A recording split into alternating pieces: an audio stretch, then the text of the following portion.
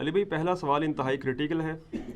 اسی ویک 18 نومبر 2019 کو ناروے میں ایک متعصب تنظیم سیان یعنی اسٹاپ اسلامائزیشن آف ناروے کی جانب سے اینٹی اسلام پروٹیسٹ کے دوران قرآن پاک کو سرعام آگ لگایا گیا۔ استغفر اللہ۔ اسی دوران ایک مسلم مرد مجاہد الیاس حافظہ اللہ نے اس بدبخت کو اپنے ہاتھوں سے روکا اور پھر لوکل پولیس کی مداخلت کے بعد دونوں کو گرفتار کر لیا گیا۔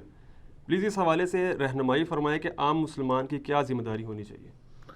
بہت بڑی دلیری ہے جی۔ سب سے پہلے تو ہم الیاس بھائی کو سلام پیش کرتے ہیں، ان کے لیے دعائے خیر کرتے ہیں، دنیا اور آخرت میں اللہ تعالیٰ ان کے لیے آسانیاں فرمائے، آمین۔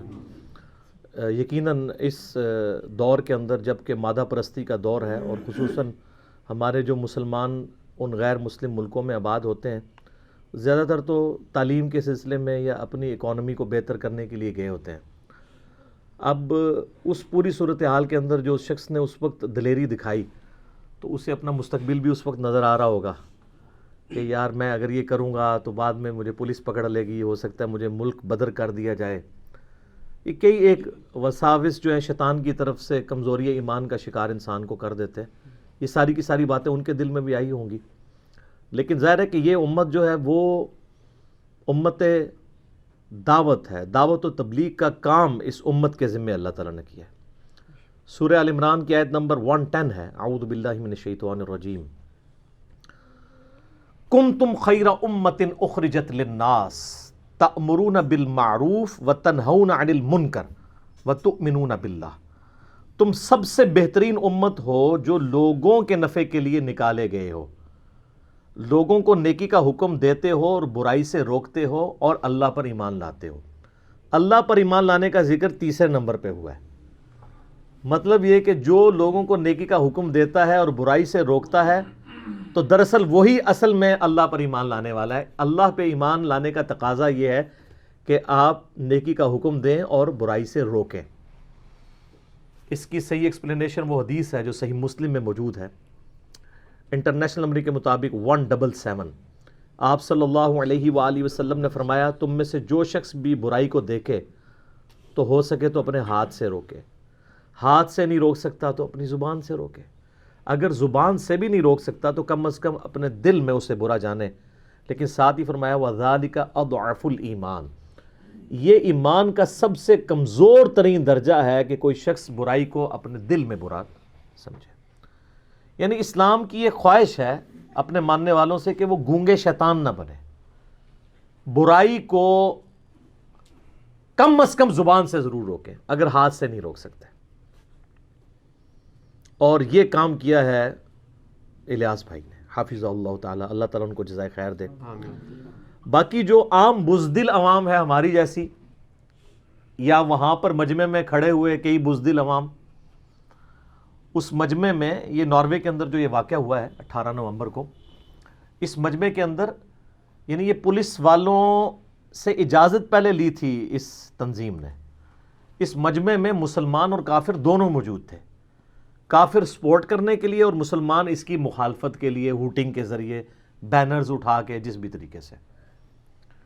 لیکن ان مسلمانوں میں سے مرد مجاہد ایک ہی نکلا نا، یا ایک دو بندے اور اس کو دیکھ کے اس میں آئے، اور اس خبیث شخص کو جس نے سرعام قرآن پاک کو آگ لگائی، اور آپ نے وہ ویڈیو دیکھی ہے سرعام، یعنی ہم تو تصور بھی نہیں کر سکتے، تو وہ دلیری تو اس نے دکھائی ہے۔ باقی جو بزدل مسلمان ہیں ان کے لیے کم از کم ایک چیز ضرور ہونی چاہیے، اگر وہ زبان سے بھی برائی کو نہیں روک سکتے، پروٹیسٹ بھی نہیں کر سکتے، تو کم از کم ایسی مجلس سے باہر نکل جائیں، ادروائز وہ ان میں شمار کر لیے جائیں گے۔ یہ بڑا خطرناک معاملہ ہے۔ اس کانٹیکسٹ میں سورہ الانعام کے اندر بھی 68 نمبر آیت موجود ہے، اور اس کے بعد سورۃ النساء میں، سورۃ الانعام تو پہلے نازل ہوئی، سورہ نساء میں اس سے بھی زیادہ سخت الفاظ کے ساتھ مذمت آئی ہے 140 نمبر آیت کے اندر۔ 140 نمبر آیت سورہ نساء کی اگر آپ پڑھیں تو اس میں اللہ تعالیٰ فرماتا ہے اعوذ باللہ من الشیطان الرجیم، وَقَدْ نَزَّلَ عَلَيْكُمْ فِي الْكِتَابِ، اور بے شک تم پر کتاب میں نازل ہو چکی ہے یہ بات۔ وہ کب نازل ہوئی تھی؟ اس سے پہلے سورۃ الانعام میں آیت نمبر 68، ان اذا سمعتم آیات اللہ یکفر بها ویستہزأ بها، کہ جب تم دیکھو کہ اللہ کی آیات کا لوگ کفر کر رہے ہیں اور مذاق اڑا رہے ہیں، ٹھٹا کر رہے ہیں اللہ کی آیات کا، اس کی کتاب کا. یہ ٹھٹا ہی ہوا نا کہ سر عام آگ لگائی. فلا تقعدوا معهم حتى يخوضوا في حديث غيري، تو ان کے پاس اس وقت مت بیٹھو یہاں تک کہ وہ دوسری باتوں میں مشغول ہو جائیں. یعنی اس عمل کے دوران تم وہاں پہ گونگے شیطان بن کے نہ بیٹھو، وہاں سے اٹھ کے چلے جاؤ. کم از کم اگر ان کو اپنی زبان یا ہاتھ سے روک نہیں سکتے تو اس سسٹم کا حصہ وہاں نہ بنو، اٹھ کے چلے جاؤ. اگر نہیں جاؤ گے انکم اذا مثلہم، تم بھی ان کے مثل شمار کیے جاؤ گے اللہ کے حضور. انا للہ و انا الیہ راجعون. استغفر اللہ و اتوب الیہ. اللہم اجرنا من النار ونعوذ باللہ تعالی. آمین. ان اللہ جامع المنافقین والکافرین فی جہنم جمیعا، بے شک اللہ تعالیٰ منافقین اور کافروں کو جہنم میں اکٹھا کرنے والا ہے. اچھا، ایسے مسلمانوں کو اللہ نے پھر منافق کہہ دیا ہے. منافق قانونی طور پہ مسلم ہوتا ہے کیونکہ اس کا نفاق تو اندر کی کیفیت ہے نا. اسی لیے آپ پورے قرآن میں کوئی آیت نہیں دکھائیں گے یا ایھا الذین نافقوا، اے وہ لوگ جو کہ نفاق کرنے والے ہو. قرآن پاک میں منافقین کو بھی یا ایھا الذین آمنوا کہا گیا ہے کیونکہ وہ قانوناً تو مسلمان تھے. تو اللہ تعالیٰ نے فرمایا کہ ایسے لوگ پھر منافقین میں، ایسے منافقین جو مسلمانوں میں گھسے ہوئے ہیں اور کافرین یہ جہنم میں اکٹھے کیے جائیں گے جو کتاب اللہ کا مذاق اڑاتے ہوئے وہاں پر بیٹھے ہوئے ہوں گے. ظاہر ہے وہ پھر اس کو انڈورس کر رہے ہوں گے نا. سر اسی میں امپلائڈ ہے کہ جب اللہ تعالیٰ کی شریعت کا مذاق پارلیمنٹ میں اڑایا جا رہا ہو یا کسی بھی اور سرکاری ادارے میں یا کسی ریاستی ادارے میں اسلام کی تعلیمات کا مذاق اڑایا جا رہا ہو اور آپ اس سسٹم کا حصہ ہوں تو اس وقت کم از کم وہاں سے اٹھ جائیں، ورنہ آپ گئے. بہت خطرناک معاملہ. میں نے اشارتاً ایک بات کی ہے، سمجھنے والوں کو یہ بات سمجھ آ جائے گی. یہ بہت کریٹیکل ایشو ہے. تو یہ ہمارے جیسے بزدل مسلمانوں کے لیے سورہ نساء کی آیت نمبر 140 ہے. اگر برائی کو نہیں روک سکتے تو کم از کم وہاں سے اٹھ جاؤ. باقی جو کچھ الیاس بھائی نے کیا ہے حفظہ اللہ تعالی، اللہ تعالیٰ ان کی حفاظت فرمائے. وہ تو انہوں نے ایمان کی حلاوت چکھ لی ہے جی. بخاری اور مسلم دونوں میں حدیث موجود ہے. صحیح بخاری میں انٹرنیشنل نمبر کے مطابق 21 نمبر اور مسلم میں 165 کہ اس شخص نے ایمان کی لذت پا لی جس میں 3 نشانیاں ہوں. نمبر 1، اللہ اور اس کا محبوب صلی اللہ علیہ وآلہ وسلم اسے پوری دنیا میں سب سے بڑھ کر محبوب ہو. نمبر 2، اس کی دوستی اور دشمنی کا معیار اللہ کی ذات ہو. اور نمبر 3، کفر کی طرف لوٹایا جانا اس کے لیے اتنا ہی مشکل ہو جائے جتنا زندہ آگ میں جلنا. وہ آگ میں جلنے کے لیے تیار ہو جائے لیکن اپنا ایمان نہ چھوڑے. اس لیول پہ جو مؤمن ہوگا اسی کو ایمان کی مٹھاس ملے گی. باقی وہ وہی ہیں کہ جو کچھ بھی ہے تیرے محبوب کی امت سے ہے. باقی پر اس طرح کے مسلمان ہوں گے. اور یہ الحمدللہ انہوں نے لذت چکھ لی ہے. اور صحیح مسلم میں ایک اور حدیث ہے کہ نبی صلی اللہ علیہ وآلہ وسلم نے فرمایا کہ اس نے ایمان کی حلاوت کو پا لیا. من رضی باللہ ربا وبالاسلام دینا وبمحمد رسولا، جو راضی ہوا اللہ کے رب ہونے پر، اسلام کے دین ہونے پر اور محمد صلی اللہ علیہ وآلہ وسلم کے رسول ہونے پر راضی ہوا، اس نے ایمان کی حلاوت چکھ لی. اور یہ انہوں نے حلاوت چکھ لی ہے الیاس بھائی نے. المستدرک للحاکم میں صحیح سند کے ساتھ یہ حدیث ہے. سلسلہ احادیث صحیحہ میں بھی شیخ البانی لے کے آئے ہیں. المستدرک للحاکم میں انٹرنیشنل نمبر کے مطابق 4884 ہے کہ نبی علیہ السلام نے فرمایا سید الشہداء حمزہ ابن عبد المطلب ہے. یا پھر وہ شخص بھی سید الشہداء ہے جو جابر حکمران کے سامنے کلمہ حق بلند کرے حتیٰ کہ اسے قتل کر دیا جائے. تو یہ حسینیت جو ہے نا یہ قیامت تک جاری رہے گی انشاءاللہ. یہ کبھی حسینیت جو ہے وہ امام نسائی کی شکل میں ناصبیوں کے خلاف کھڑی ہوگی اور شہید ہو جائے گی. یہ حسینیت کبھی معتزلہ کے خلاف امام احمد بن حنبل کی شکل میں کھڑی ہوگی اور تکلیفیں برداشت کرے گی. یہ حسینیت کبھی خلیفہ منصور کے خلاف امام حنیفہ کی شکل میں کھڑی ہوگی اور زہر کا پیالہ پینا پڑ جائے گا. اور یہ حسینیت چلتی آ رہی ہے. باقی اللہ کی مرضی کسی کو شہادت تک بھی پہنچا دے. باقی انہوں نے تو اپنی جان پیش کر دی نا جی، اس میں تو کوئی شک نہیں ہے. اور اس کو سپورٹیو وہ حدیث ہے جو صحیح مسلم کے اندر ہے دجال کے کانٹیکسٹ میں، بڑی ڈیٹیل حدیث ہے. آپ صحیح مسلم کھولیں، مشکات کی بھی اگر آپ 30 جلد میں چلے جائیں تو آپ کو حدیث مل جائے گی انٹرنیشنل نمبر کے مطابق صحیح مسلم میں 7377 کہ نبی علیہ السلام نے فرمایا کہ وہ دجال جب وہ بڑے بڑے کارنامے اور کرتب کر کے دکھائے گا نا تو ایک مومن اس کے سامنے آ کے کھڑا ہوگا. وہ کہے گا تو جھوٹا ہے. وہ کہے گا دیکھو میں بارش برسا رہا ہوں، زمین سے سبزہ اگا رہا ہوں، مجھے رب مانو. وہ کہے گا تو رب نہیں ہے. وہ کہے گا میں تجھے قتل کر کے دوبارہ زندہ کر لوں گا. سب سے بڑی یہی کوالٹی ہو سکتی ہے نا. تو نبی علیہ السلام فرماتے ہیں کہ وہ اسے قتل کرے گا، اس کے 2 ٹکڑے کر کے 2 ٹکڑوں کے درمیان چلے گا اور پھر دوبارہ اسے زندہ کر لے گا اور کہے گا اب تو مجھے خدا مان. وہ کہے گا کہ تیرے اس عمل نے میرے ایمان میں اضافہ ہی کیا ہے، تو دجال ہے، کیونکہ مجھے میرے نبی کا یہ فرمان پہنچا ہے کہ تو دجال ہے. تو یہ کرتبوں سے متاثر نہ ہونے والے اور کتاب و سنت یعنی قرآن اور صحیح احادیث کو حجت ماننے والے کون لوگ ہوں گے؟ بابوں کے ماننے والے یا کتابوں کے ماننے والے؟ تو پھر میں کیوں نہ کہوں کہ نہ میں وابی نہ میں بابی، میں ہوں مسلم علمی کتابی. نہ ہم بابوں کا دفاع کرنے والے بابی ہیں اور نہ ہم سو کارڈ کوئی علمی بات کرے اسے وہابی کہہ دیتے ہیں. ہم علمی کتابی مسلم ہیں. اس حدیث میں بھی مسلم کے اینڈ پہ الفاظ آتے ہیں کہ وہ شخص اس وقت کا سب سے بہترین شہید ہوگا اور اس کے بعد دجال اسے قتل کرنے پر قدرت نہیں پائے گا، ایک دفعہ قتل کر کے زندہ کر لے گا. تو یہ یعنی سید الشہداء والا سلسلہ جو سیدنا حسین ابن علی سے شروع ہوا وہ قیامت تک جاری رہنا ہے. جو بھی حق کے لیے آواز بلند کرے گا اور ٹروتھ لور ہوگا، سچائی سے محبت کرنے والا ہوگا، وہ سید الشہداء کے ٹائٹل پہ فائز ہو جائے گا.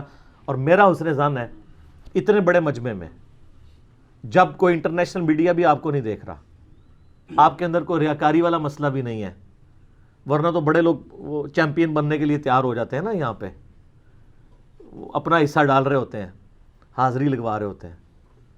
جب آپ کو کوئی دیکھ نہیں رہا اور وہ دور دراز کے ایک علاقے میں ایک ایکٹیویٹی پرفارم ہوئی ہے اور آپ دیکھیں وہ 18 نومبر کو ہوئی ہے لیکن یعنی میڈیا میں 22-23 نومبر تک آ کے عام ہوئی ہے کیونکہ ویڈیو سوشل میڈیا کی برکت سے نکلنی شروع ہوئی ہیں، ادروائز تو وہ چھپی رہنی تھی. تو مجھے تو ان کے اخلاص میں کوئی شک نہیں ہے کہ اللہ تعالیٰ ان کا اخلاص انشاءاللہ تعالیٰ قبول کرے گا انشاءاللہ تعالیٰ. اللہ تعالیٰ ہمیں بھی ایسی ہمت دے کہ ہمارے اندر بھی ایسا کنوکشن والا ایمان ہو. انہوں نے دیکھے حاضری لگوا لی ہے تو اب جو لوگ صرف نعرے مارنے والے ہیں، اچھا شکر ہے کہ ابھی تک کسی نے نہیں کہا کہ وہ کون فرقہ اس کا کون سا تھا ہیں، ورنہ تو یہ فکر لگ جاتی ہے نا صاحب کو. ٹھیک ہے، یہ سارے فرقوں میں لوگ موجود ہوتے ہیں، ایسا نہ سمجھیے گا. یہ کارٹونسٹ کو جنہوں نے مارا وہ اہل حدیث تھے، تو کیا اس کے بعد بریلویوں نے مان لیا ہے کہ اہل حدیث بھی عاشق رسول ہو سکتے ہیں؟ نہیں مانیں گے. تو یہ اللہ تعالیٰ کسی سے بھی کام لے سکتا ہے. آپ نے کسی کو ڈگری نہیں دینی ہے عاشق رسول ہونے کی، یہ اللہ کو پتہ ہے کون اسلام کے لیے قربانی کرنے والا ہے. یہ جو تنظیم ہے نا سیان، سیٹن ہی کہنا چاہیے اسے، شیطان، SIAN، یہ یعنی ناروش لینگویج کے اندر کچھ، چونکہ آپ پتہ ہے یہ انگلش کی بہنیں ہی ہے نا، یہ تو یہ ہے stop Islamization of Norway. Of کی جگہ وہاں پہ AV کا ورڈ استعمال ہوتا ہے، اس وجہ سے وہ سیان ہے. یہ ہے یہ ایک شیطانی تنظیم ہے جو چاہتی ہے کہ ناروے سے مسلمانوں کو نکالا جائے. اور صرف ناروے کا نہیں ہے مسئلہ، اس طرح کی آپ کو تنظیمیں جو ہیں وہ ویکر فارم میں یونائٹڈ اسٹیٹس میں بھی ملیں گی، پوری یورپین یونین کے جتنے ملک ہیں ان میں بھی آپ کو یہ لوگ ملیں گے، کیونکہ ان کو یہ نظر آ رہا ہے کہ اسلام جو ہے کولڈ وار ون کر رہا ہے. ظاہر ہے کہ ان کا برتھ ریٹ نیگیٹو میں ہو گیا اور ہمارا پازیٹیو سے بھی زیادہ ہے، اوور پازیٹیو ہے. تو اس لیے وہ امیگریشن آفر کرتے ہیں یہاں سے مسلمانوں کو، اور میں یہ سلوٹ کرتا ہوں ان کو سر، میں یعنی بڑی قدر کرتا ہوں کہ گوروں کا یہ بہت حوصلہ ہے، چاہے ان کی نیت کوئی بھی ہے. ہمارے مسلمانوں کو امیگریشن دینا، اچھی جابز وہاں پہ، آپ دیکھیں ہمارے مسلمان ارب پتی بھی ہیں وہاں پہ، میرٹ پہ وہ بندہ ہے اوپر جا سکتا ہے. آج ان لوگوں کے اربوں ڈالرز کے جو ریمیٹنس پاکستان میں آ رہا ہے اس کی وجہ سے ہماری اکانومی چل رہی ہے، باقی مسلمان ملکوں کی بھی، یہ ان کو کریڈٹ جاتا ہے. تو وہ چاہتے ہیں کہ امیگریشن کی روک دی جائے. ظاہر ہے کہ پرپس آف لائف کو تو لوگ تلاش کر رہے ہیں نا جی، تو ظاہر ہے جب مسلمانوں کے ساتھ ان کا انٹریکشن ہوتا ہے اور وہ مسلمان جو یہاں پہ کبھی بھی اچھے مسلمان نہیں ہوتے، وہاں جا کے اچھے مسلمان بن جاتے ہیں، اچھے بچے بن جاتے ہیں، کیونکہ وہاں پہ قانون کی پاسداری کرنی پڑتی ہے۔ تو ان کے تو ریلیجن میں پہلے ہی اس طرح کی پازیٹیو چیزیں تھیں، تو اس کی وجہ سے مسلمان زیادہ اچھے انسان ثابت ہوتے ہیں بنسبت ان گوروں کے، تو گورے ان سے امپریس ہوتے ہیں۔ پھر قرآن تو آپ کو پتہ ہے ایک جاندار کتاب ہے، اپنا اثر چھوڑتی ہے، تو لوگ اسلام قبول کرتے ہیں، تو ان کو یہ تکلیف بھی ہے۔ اسلام آپ کو پتہ ہے فاسٹسٹ گروئنگ ریلیجن ہے امریکہ میں، یورپ میں، باقی بھی ریلیجن پھیل رہے ہیں، لیکن اسلام جس تیزی سے پھیل رہا ہے اور کوئی ریلیجن نہیں پھیل رہا، تو اس کی وجہ سے ان کو تکلیف ہوتی رہتی ہے، اس طرح کی وہ حرکتیں کرتے رہتے ہیں۔ لیکن اب اس میں یہ دیکھنا چاہیے کہ ان ملکوں کی پالیسیز اس طرح نہیں ہے کہ ہم ان ملکوں کے خلاف کوئی محاذ کھڑا کر دیں۔ یہاں پہ بھی ناروے کی پولیس نے ان کو یہ برابر کی تھی کہ آپ صرف پروٹیسٹ کریں گے، کوئی اور آپ نے ایسی اشتعال انگیز حرکت نہیں کرنی۔ اس کے باوجود انہوں نے قرآن کو آگ لگائی، اور اس کے بعد خیر یہ الیاس بھائی جب بیچ میں کودے، پھر پولیس والوں نے ان کو بھی پکڑا، ان کو بھی پکڑا۔ فریڈم آف ایکسپریشن ہے وہاں پہ، لیکن اس لیول تک وہ جانے نہیں دیتے۔ پھر بھی جذباتی لوگ جب یہاں پہ موجود ہیں تو وہاں پہ بھی موجود ہوں گے، ہر جگہ لوگ موجود ہیں۔ اس کی وجہ سے کوئی بالکل کوئی اینٹی یعنی نارویش یا آپ کہہ لیں اینٹی یورپین یونین کوئی مہم مسلمانوں کو نہیں چلانی چاہیے۔ یہ کوئی طریقہ نہیں ہے کہ چند لوگوں کی غلطی کا وبال ان سب پہ ڈالا جائے۔ آپ دیکھتے ہیں نیوزی لینڈ میں جو حادثہ ہوا، تو وہ وہاں کی جو پرائم منسٹر ہیں انہوں نے تو میرا خیال ہے کسی مسلمان نے اتنا غم نہیں اس کا منایا جتنا انہوں نے منایا۔ تو اس کو جو بھی آپ نام دیں، بہرحال اوورآل کم از کم وہاں پہ رول آف لا ہے، قانون کی حکمرانی ہے۔ اس طرح کے چند واقعات کی وجہ سے وہ اشتعال دلاتے ہیں تاکہ مسلمان کوئی نیگیٹو ایکٹیویٹی پرفارم کریں، اس کی وجہ سے ہمیں مسلمانوں کے خلاف قانون بنانے میں آسانی ہو جائے، جو بیچ میں شیطان گھسے میں۔ اور ناروے کی تو امیگریشن ویسے بھی بہت مشکل ہے، اور اس طرح کے جب واقعات کے اگینسٹ ہم کوئی ریونج ایسا دکھائیں گے تو اس کے نقصان بھی ہو سکتے ہیں۔ اس لیے ہاں یہاں آپ توڑ پھوڑ کر سکتے ہیں، کوئی ان کو کوئی نقصان نہیں ہوگا، یعنی میں یہ نہیں کہہ رہا ضرور کرے۔ یہاں پہ بھی چلیں، اب مولویوں کی نوکری کھل گئی ہے، 1-1.5 مہینے کے لیے ان کو ایک ایشو مل گیا ہے، تو وہ کریں گے، پبلک کو ابھاریں گے، اور ناروے کی گورنمنٹ کو کوئی نقصان نہیں ہوگا۔ آپ کے بینک ٹوٹیں گے، آپ کی گاڑیوں کو آگ لگے گی، آپ کے بچے سکول جانے سے رہ جائیں گے، آپ کے مریض ہاسپٹل جانے سے رہ جائیں گے، آپ کی روڈز بلاک ہوں گی، مصیبت ساری کی ساری ادھر پڑے گی۔ اور یہی وجہ ہے کہ مین سٹریم الیکٹرانک میڈیا میں اس خبر کو نہیں لایا گیا۔ اس کے پیچھے یہ بھی انٹینشن ہوتی ہے کہ یہاں پہ کوئی ہنگامہ نہ کھڑا، لیکن ہلکی پھلکی خبریں آئی ہیں مختلف نیوز کے اوپر، نیوز چینلز کے اوپر۔ لیکن سوشل میڈیا تو آپ پتہ نا، یہ تو میڈیا کی ماں ہے، دنیا کا سب سے بڑا میڈیا ہے، اس کے آگے کوئی بند نہیں باندھ سکتا۔ اور وہ مین الیکٹرانک میڈیا میں بھی خبر اس لیے آئی کہ سوشل میڈیا پہ وائرل ہوئی، ٹرینڈ پہ آ گئی، ٹویٹر کے ٹرینڈ پہ بھی آ گئی، گوگل کے ٹرینڈ پہ بھی آ گئی، تو مجبوراً ان کو ڈسکس کرنی پڑی۔ تو پھر بھی میں نے یعنی پوری تحقیق کی، میرے ایک بڑے قریبی کلاس فیلو میٹرک تک رہے ہیں خرم بھائی، وہ ناروے میں ہوتے ہیں، میں نے باقاعدہ ان کا نمبر ارینج کیا، حالانکہ 20 سال ہو گئے میری اس کی ملاقات بھی نہیں ہے، لیکن اس ایک واقعے کی وجہ سے مجھے اس کا نمبر ارینج کر کے فون کر کے میں نے پوری انفارمیشن لی۔ اس نے بتایا کہ نہیں جی اوورآل ہم بڑے سکون میں، وہاں پہ ان کا کاروبار بھی بڑا اچھا ہے۔ انہوں نے کہا یہ ایک شیطانی تنظیم ہے، اس کو آپ پوری ناروے کی پالیسی نہ سمجھیں، یہ چند ایک شیطان قسم کے لوگ ہیں جو یہ آئے دن حرکتیں کرتے رہتے ہیں۔ تو میں وہاں پہ رہنے والے مسلمانوں سے بھی کہوں گا کہ چند ایک کی غلطیوں کو دیکھ کے کوئی ایسی خرابی وہاں نہ پیدا کر دیں کہ وہاں پہ رہنے والے لوگوں کے لیے یا جو یہاں سے امیگریشن کے ذریعے جانا چاہتے ہیں ان کے لیے کوئی مصیبت کھڑی ہو جائے۔ اس حوالے سے بہت ساری باتیں ہیں جو مجھے کرنی ہیں، لیکن میں آج نہیں کروں گا۔ میں آلریڈی ایک ویڈیو ریکارڈ کروا چکا ہوں، یوٹیوب پہ آپ جا کے لکھیں گستاخانہ فلمز اور کارٹون پہ کاؤنٹر نیریٹو، جوابی بیانیہ۔ الحمدللہ وہ کئی لوگوں نے دوسری زبانوں میں اسے ٹرانسلیٹ کر کے مضامین کی شکل میں بھی پرنٹ کیا ہے، جو میری وہ ویڈیو میں ریکارڈ ہوئی تھی، وہ میں نے پورا کاؤنٹر نیریٹو دیا ہے، وہ میں اب دوبارہ ڈسکس نہیں کروں گا۔ اس طریقے سے روہنگیا مسلمز کی جب نسل کشی کا سلسلہ شروع ہوا تھا، اس پہ بھی میں نے ایک پورا کاؤنٹر نیریٹو دیا تھا۔ یہ ویڈیوز یوٹیوب پہ رکھی ہوئی ہیں، لاکھوں لوگوں نے دیکھی ہیں۔ ہم اس ویڈیو کے ڈسکرپشن کے اندر اور کامنٹس میں اس کے لنکس بھی دے دیں گے، تو آج میں باتیں وہ رپیٹ نہیں کرنا چاہتا، لیکن میں مسلمان عوام سے ایک بات ضرور کروں گا کہ اب پوری دنیا کی نظریں آپ کے اوپر لگی ہوئی ہیں. آپ نے کوئی ایسی حرکت نہیں کرنی جس کی وجہ سے اسلام کی یا مسلمانوں کی بدنامی ہو. اور اس کانٹیکسٹ میں ایک بڑی مشہور آیت ہے جو میں نے اس لیکچر میں بھی کوٹ کی تھی, سورہ نساء میں, سورہ الانعام کے اندر, پارہ نمبر 7 کے آخری پیج کے اوپر ہے. آیت نمبر ہے 108 سورۃ الانعام.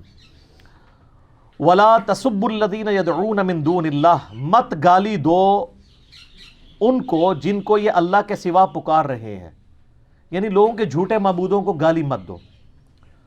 فَيَسُبُّ اللَّهَ عَدْوًا بِغَيْرِ عِلْم, پس اس کے ریونج میں وہ اللہ کو گالیاں دیں گے دشمنی میں بغیر علم کے. یعنی آپ نے کوئی ایسی حرکت نہیں کرنی ہے کہ وہ آپ اس چیز کا سبب بن جائیں کہ لوگ اللہ کو یا پیغمبر اسلام کو صلی اللہ علیہ وآلہ وسلم یا قرآن کے بارے میں کوئی نیگیٹو لینگویج یوز کریں. رہے مسلمان حکمران, تو میں نے اس کاؤنٹر نیریٹو میں بڑی ڈیٹیل کے ساتھ جو کچھ اس وقت پرائم منسٹر کو میں نے ریکویسٹ کی تھیں, کئی چیزیں تو اس وقت بھی انہوں نے یو این کی اسمبلی میں جب خطاب کیا تھا ہائی لائٹ کی تھیں, اور اب جو حالیہ خطاب ہوا یو این کی اسمبلی میں بہت جاندار خطاب تھا, اس کے اوپر بھی میرا کلپ آیا ہوا ہے, تو وہ آپ یوٹیوب پہ دیکھ سکتے ہیں. بہرحال اس حوالے سے ابھی تک میرا خیال ہے, میرے علم میں تو نہیں, آپ کے علم میں ہے کہ کسی گورنمنٹ کے سپوکس مین کی طرف سے آفیشلی اس کو کنڈیم کیا گیا ہو. میری نظر میں تو ایسا نہیں ہے. بہرحال ہم بدگمانی نہیں کرتے, امید ہے کہ سست ہیں, تھوڑی دیر بعد آ جائیں گے. اچھا کر لیا ہے, ناروے کے سفیر کو بلا کے احتجاج کیا, زبردست. پارلیمنٹ کی طرف سے بھی احتجاج ہونا چاہیے, اور احتجاج آفیشلی ریکارڈ ہونا چاہیے. اور وہ سارے ٹویٹ والے اکاؤنٹ جو اپنے اوپر اعتراضات کے اوپر تو فوراً ٹویٹیں کرتے ہیں, انہی اکاؤنٹ سے ٹویٹیں بھی آنی چاہیے. میں اشارتاً بات کر رہا ہوں, ہر بات کا جواب دیتے ہیں. جو دور دراز سے بھی وہ جاری ہونا ان کے خلاف, تو وہ فوراً ٹویٹ کر دیتے ہیں, چاہے وہ ریاستی اداروں کے ٹویٹس ہوں, چاہے وہ حکومت وقت کے ٹویٹس ہوں. وہ ٹویٹس بھی اب زندہ ہونے چاہیے, لیکن کسی دوسرے اکاؤنٹ سے نہیں, انہی اکاؤنٹ سے جن اکاؤنٹ سے وہ دفاع کرتے ہیں اپنا. تو میں نے اشارتاً بات کر دی ہے, یہ نہ ہو کہ کوئی دوسرے والی ٹویٹ کا سہارا لے کے کہ ادھر سے تو ہم نے کر دی تھی. نہیں, اسی اکاؤنٹ سے ٹویٹ ہونی چاہیے جس سے آپ اپنا ذاتی اور اپنے اداروں کا دفاع کرتے ہیں. نبی علیہ السلام کا دفاع ان سے بڑا ہے. آپ لوگوں کی ذات کے اوپر, آپ لوگوں کے یعنی سینئرز کے اوپر کوئی اعتراض آئے تو فوراً آپ کلیریفیکیشنز دیتے ہیں آ کے, اور تھکتے نہیں ہیں. اور اسلامی جمہوریہ پاکستان میں رہتے ہوئے آپ کلمہ پڑھتے ہوئے بھی پھر انہی ٹویٹس کے اکاؤنٹ سے آپ کی ٹویٹس آنی چاہیے. تو یہ میں نے اشارتاً بات کی ہے تاکہ بات پہنچ جائے, کیونکہ جو لوگ جو ہے نا وہ جذباتی ہوتے ہیں, وہ کہتے ہیں دیکھو جی ڈائریکٹ بات کر دی ہے, طریقے سے کر لو جی, طریقے سے کر دی ہے, امید ہے اب تو ٹویٹ آ جائے گی. تو مجھے تو ڈائریکٹ کرنے میں بھی کوئی آر نہیں ہوتی ہے, میں کرتا رہتا ہوں.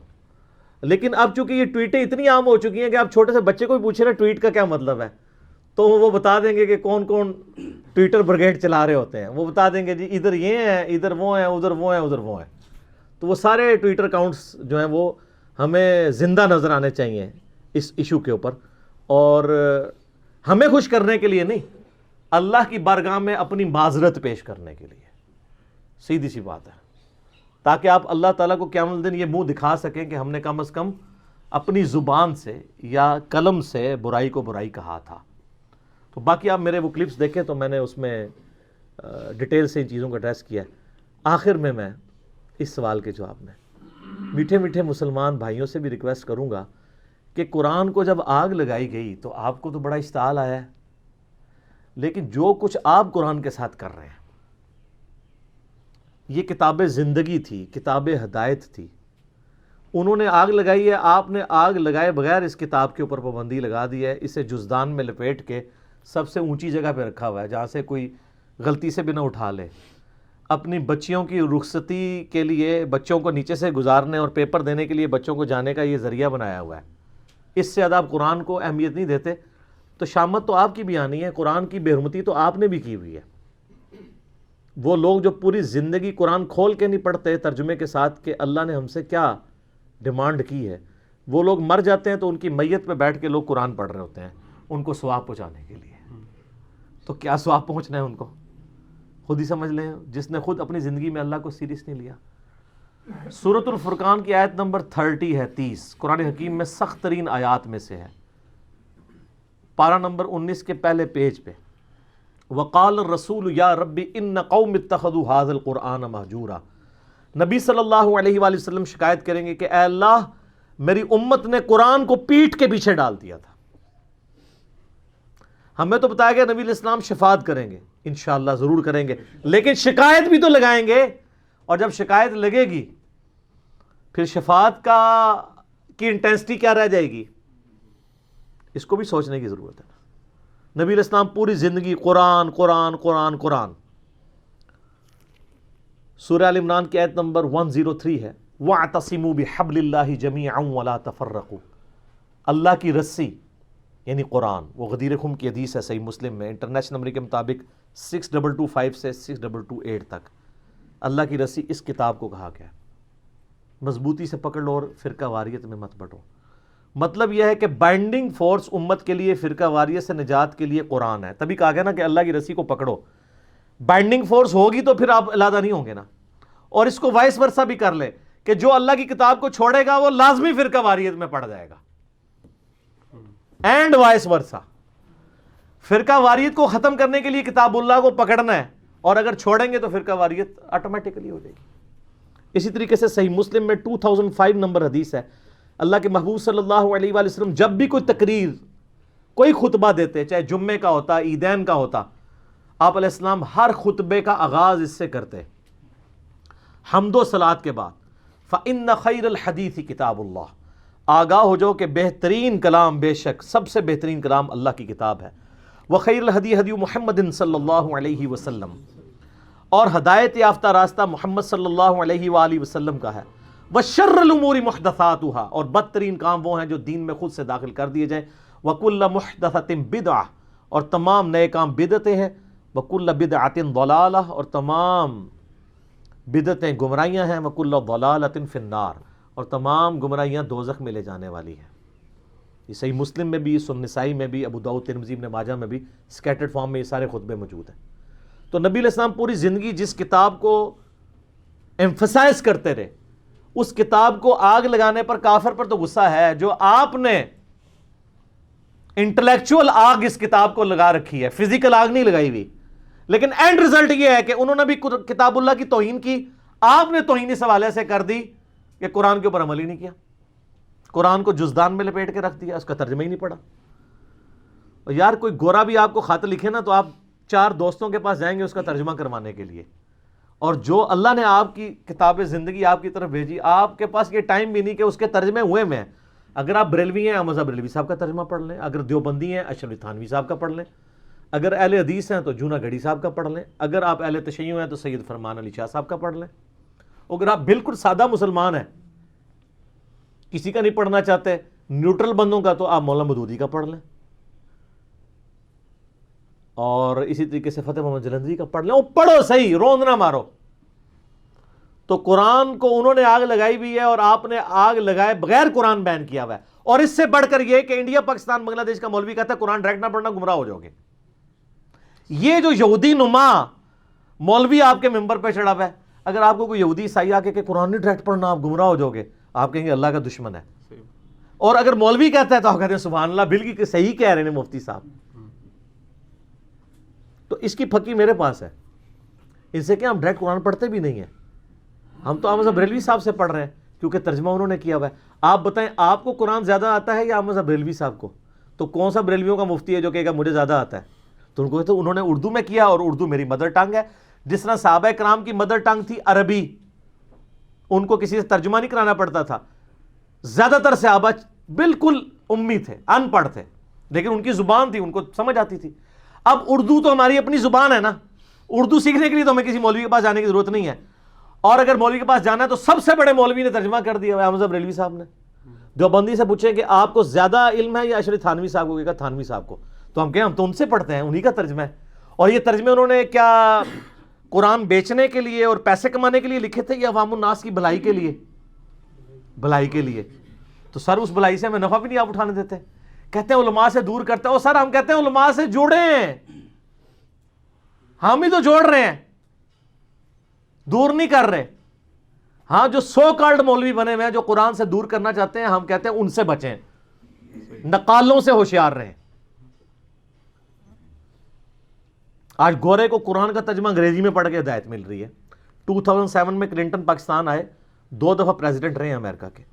میں نے خود جیو کے اوپر ان کی یہ ویڈیو دیکھی ہوئی ہے، یوٹیوب پہ بھی آپ کو امید ہے مل جائے گی۔ اسلام از دا فاسٹسٹ گروئنگ ریلیجن ان امریکہ۔ کیوں؟ وہاں کس حافظہ اللہ، کس رحمہ اللہ، کس آیات اللہ، کس دامت برکاتم عالیہ، کس مدہ ذلہ کی دعوت پہنچی ہوئی ہے؟ قرآن کا ترجمہ جب 2001 میں ٹوئنس ٹاور کے اٹیک کے بعد اسلام کو ملائن کیا گیا، لوگوں نے اسلام کو سٹڈی کرنا شروع کیا، اسلام کی طرف مائل ہو گئے۔ اور بخاری مسلم میں حدیث ہے، نبی صلی اللہ علیہ وآلہ وسلم نے فرمایا اللہ تعالیٰ نے ہر نبی کو کوئی نہ کوئی معجزہ دیا تھا، اور مجھے اللہ نے وحی کا معجزہ دیا ہے۔ نبیوں پر ایمان لانے والے لوگوں کی تعداد ڈیپینڈ کرتی تھی اس نبی کو دیے گئے معجزے پر۔ مجھے اللہ نے وحی کا معجزہ دیا ہے، میں اللہ سے امید کرتا ہوں سب سے زیادہ متبعین قیامت والے دن جنت میں جانے والے میرے ہوں گے، کیونکہ میرا معجزہ سب سے بڑا ہے۔ اور بخاری مسلم میں حدیث ہے، آپ علیہ السلام فرمایا جنتیوں کا نصف امت محمدیہ سے، صلی اللہ علیہ وآلہ وسلم۔ جامعہ ترمذی اور سنن ابن ماجہ میں حدیث ہے، نبی صلی اللہ علیہ وآلہ وسلم نے فرمایا جنتیوں کی 120 میں سے 80 صفحے میری امت سے ہیں، قرآن کی وجہ سے۔ یہ معجزہ۔ پھر صحیح مسلم میں جو 2950 نمبر حدیث ہے، حجۃ الوداع کی ڈیٹیلڈ حدیث، امام باقر علیہ السلام نے جابر بن عبداللہ سے جو روایت کی ہے، امام محمد باقر بن علی بن حسین بن علی، یعنی امام حسین کے پوتے تھے، امام جعفر کے والد، جابر بن عبداللہ سے وہ روایت کرتے ہیں۔ اس میں الفاظ ہیں، بڑی لمبی حدیث ہے، کہ حجۃ الوداع کے موقع پر نبی علیہ السلام نے فرمایا تھا میں تم میں وہ چیز چھوڑ کے جا رہا ہوں کہ جسے مضبوطی سے پکڑ لوگے تو میرے بعد کبھی بھی گمراہ نہیں ہوگے، وہ اللہ کی کتاب ہے۔ مسلم شریف میں صرف اللہ کی کتاب کا ذکر ہے۔ ہاں ایک حسن درجے کی روایت ہے، اس کو سپورٹو، وہ المستدرک الحاکم میں ہے، انٹرنیشنل نمبر کے مطابق 318 کتاب العلم چیپٹر میں، کہ میں اپنے باتوں میں 2 چیزیں چھوڑ کے جا رہا ہوں، ایک اللہ کی کتاب اور دوسری اس کے رسول کی سنت صلی اللہ علیہ وسلم۔ ان کو پکڑ لینا، کبھی بھی گمراہ نہیں ہوگے۔ اور ظاہر ہے سنت کو ماننا قرآن کو ماننا ہی، قرآن نے ہی ہمیں سنت کی طرف ترغیب دلائی ہے نا، من یطع الرسول فقد اطاع اللہ، جس نے رسول اللہ کا حکم مانا گویا اس نے اللہ کا حکم مانا۔ قل ان کنتم تحبون اللہ فاتبعونی یحببکم اللہ، اگر تم اللہ سے محبت کرتے ہو تو پھر نبی علیہ السلام کی اتباع کرو، پھر اللہ بھی تم سے محبت کرے گا۔ تو حجۃ الوداع پہ بھی قرآن۔ پھر حجۃ الوداع کے بعد جو خطبہ غدیر خم کا، مدینہ شریف واپس آتے ہوئے خم نامی گاؤں میں آپ علیہ السلام نے خطبہ دیا۔ صحیح مسلم میں اوپر تلے 4 حدیث ہیں، 6225 سے 6228 تک۔ آپ علیہ السلام کے الفاظ ہی کنکلوڈنگ ہے، اے لوگو آگاہ ہو جاؤ، میں بھی ایک انسان ہوں، قریب ہے کہ اللہ کا قاصد یعنی موت کا فرشتہ میرے پاس آئے اور میں اس کی دعوت قبول کر لوں۔ میں اپنے باتوں میں 2 بھاری چیزیں چھوڑ کے جا رہا ہوں، ان میں سے پہلی چیز اللہ کی کتاب ہے، اس میں ہدایت ہے، اس میں نور ہے، تم اللہ کی کتاب کو پکڑو، اپنا تعلق اس کتاب کے ساتھ مضبوط کرو۔ اللہ کی کتاب اللہ کی رسی ہے، جو اسے پکڑے گا ہدایت پر ہوگا، جو چھوڑ دے گا گمراہ ہو جائے گا۔ اور زید بن ارقم کہتے ہیں پھر نبی علیہ السلام ہمیں ترغیب دلاتے رہے، اللہ کی کتاب، اللہ کی کتاب، اللہ کی کتاب، لیکن امت نے چھوڑ دی کتاب۔ اور پھر فرمایا دوسری بھاری چیز میرے اہل بیت ہے، میں اپنے اہل بیت کے معاملے میں تمہیں اللہ کا خوف دلاتا ہوں۔ 3 دفعہ یہ بات ریپیٹ کیا آپ علیہ السلام نے، لیکن امت نے نہ قرآن کو پکڑا اور نہ اہل بیت کو چھوڑا، ساروں کو ذبح کر دیا، بالکل الٹ نصیحت پہ چلے۔ وہاں پہ بھی اللہ کی کتاب کو پکڑنے کا حکم تھا۔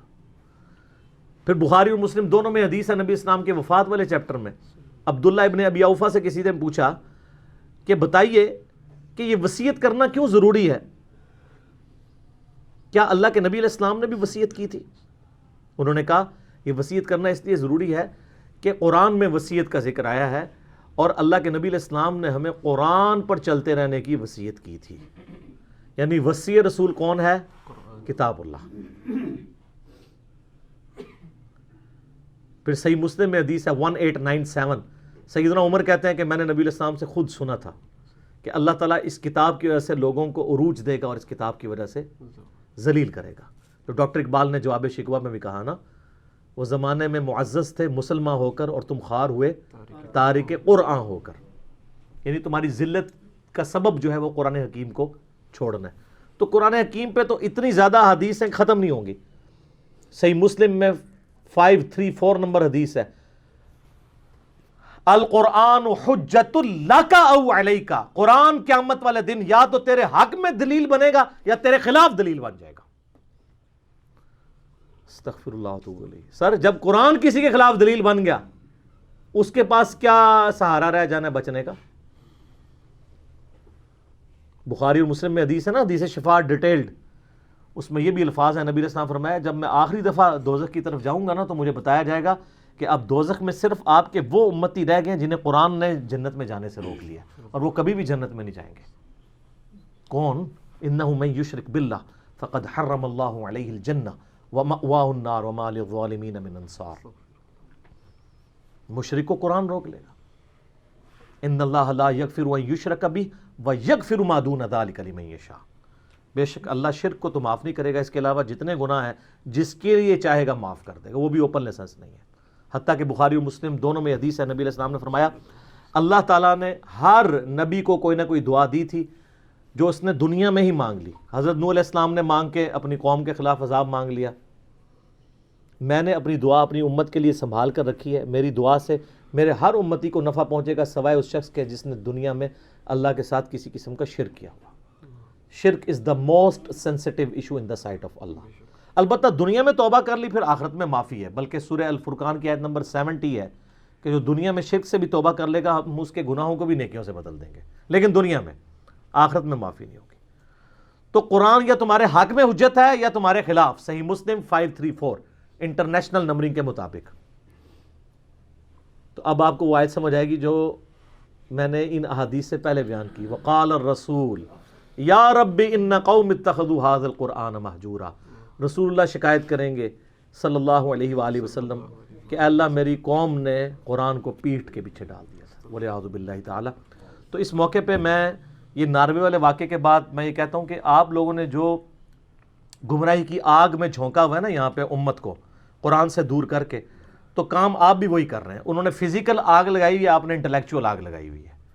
اینڈ رزلٹ یہ ہے کہ اس آگ سے قرآن تو ختم نہیں ہوگا، لیکن جو آگ آپ نے یہاں قرآن سے دور کر کے لوگوں کو لگائی ہے، آپ کروڑوں لوگوں کو دوزخ کی آگ میں جھونکنے جا رہے ہیں، والعیاذ باللہ تعالی۔ اللہم اجرنا من النار، اللہم اجرنا من النار، اللہم اجرنا من النار، آمین ثم آمین۔